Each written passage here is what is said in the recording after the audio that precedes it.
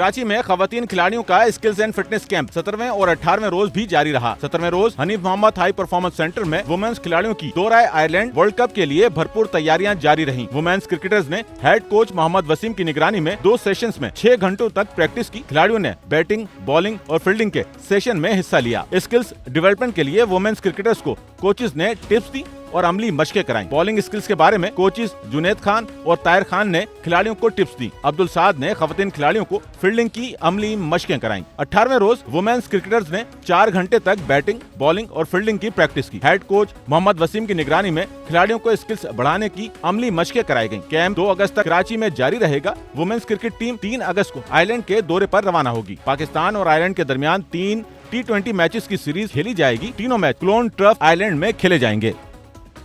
Sachal news network की videos में खुशामदीद। नाजरीन, वीडियो से मुतालिक अपनी कीमती राय का इजहार कमेंट बॉक्स में ज़रूर करें और चैनल को सब्सक्राइब करें।